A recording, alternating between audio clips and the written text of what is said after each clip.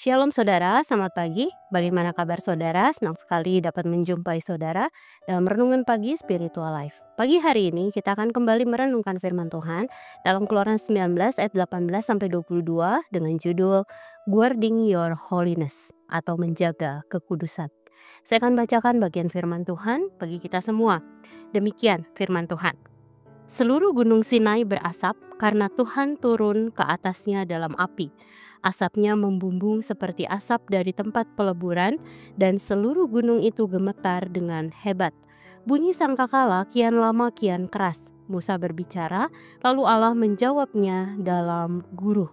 Lalu Tuhan turun ke atas gunung Sinai, ke puncak gunung itu. Kemudian Tuhan memanggil Musa ke puncak gunung itu dan Musa naik ke atas.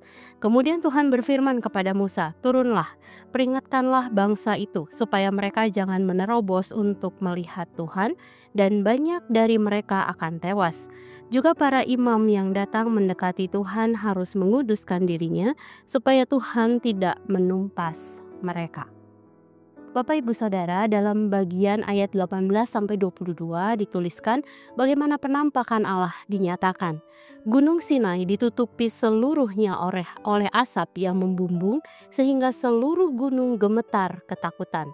Bersamaan dengan itu, bunyi sangkakala dibunyikan dengan keras, serta Tuhan memanggil Musa untuk naik ke puncak gunung dan memberikan pesan bagi bangsa Israel.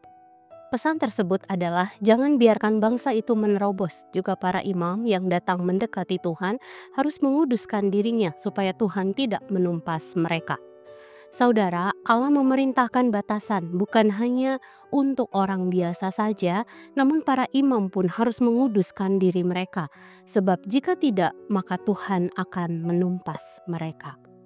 Dalam masa perjanjian lama, Allah adalah Allah yang diam di tengah-tengah umatnya dalam tabernakel atau kemah suci yang dibangun oleh Musa. Umat Allah dapat datang ke hadapannya dan masuk ke dalam hadiratnya untuk mempersembahkan korban bakaran, menyalakan pelita, membakar ukupan dan lain-lain, dan setelah itu keluar dari kemah suci. Sehingga pada masa itu ada berbagai-bagai ritual yang dilaksanakan untuk menghadap Allah. Nah, pada masa perjanjian baru, konsep Allah diam di tengah-tengah umatnya berubah menjadi Allah yang tinggal di dalam hati umatnya. Perubahan ini terjadi ketika Yesus Kristus hadir untuk menyelamatkan manusia dari hukuman kekal melalui kematiannya di kayu salib. Oleh karena itu, pada saat ini orang percaya memiliki keistimewaan untuk dapat datang ke hadapan Allah tanpa harus melalui ritual-ritual keagamaan seperti pada zaman Perjanjian Lama. Saudara, keistimewaan yang Allah sediakan bagi kita untuk menghampirinya tanpa perlu melakukan ritual-ritual keagamaan diiringi oleh tanggung jawab bagi setiap kita. Tanggung jawab tersebut adalah menjaga perilaku dan perkataan kita agar tetap selaras dengan firman Tuhan dalam setiap segi kehidupan kita. Hal ini akan menjadikan kita dapat mempersembahkan tubuh kita sebagai persembahan yang hidup dan kudus di hadapannya. Hal ini dapat kita baca dalam Roma 12 ayat 2. Dengan demikian, mari mintalah pertolongan kepada Roh Kudus agar senantiasa membimbing kita dalam menjaga kekudusan di keseluruhan bidang kehidupan kita. Saudara, mari sejenak kita merenungkan firman yang baru saja kita dengar. Saudara, apakah kita sudah menjaga kekudusan kita dalam setiap aspek dalam kehidupan kita? Mari berdoalah, meminta Roh Kudus untuk menolong agar kita dapat menjaga perilaku, perkataan tetap selaras dengan firman Tuhan.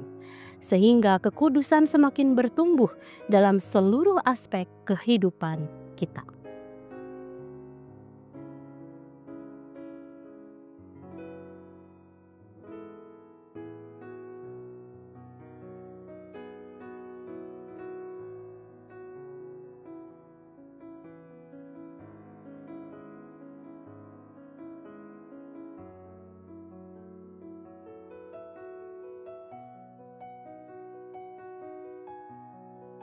Demikian firman Tuhan hari ini. Mari kita berdoa. Tuhan, kami bersyukur, kami berterima kasih Allah senantiasa hadir dan ada dalam kehidupan kami. Kami sungguh rindu Tuhan, Kau memberikan kekuatan kepada kami untuk kami tetap dapat menyadari akan kedudukan kami sebagai anak-anak-Mu Tuhan. Sehingga di dalam dunia, dalam hal apapun yang kami kerjakan, kami tetap mengingat bahwa kami tetap harus menjaga kekudusan kami Tuhan. Kami tidak mampu Tuhan, tapi kami tahu kami punya Allah yang akan senantiasa mengingatkan kami, menolong kami Tuhan, untuk kami tetap bisa hidup berkenan di hadapan-Mu. Mari kami mau serahkan Tuhan sepanjang hari ini. Kami percaya bahwa dalam setiap aktivitas yang kami kerjakan di hari ini, kami yakin Engkau bersama-sama dengan kami. Terima kasih dan di dalam nama-Mu Tuhan Yesus kami memulai hari yang baru ini. Haleluya. Amin.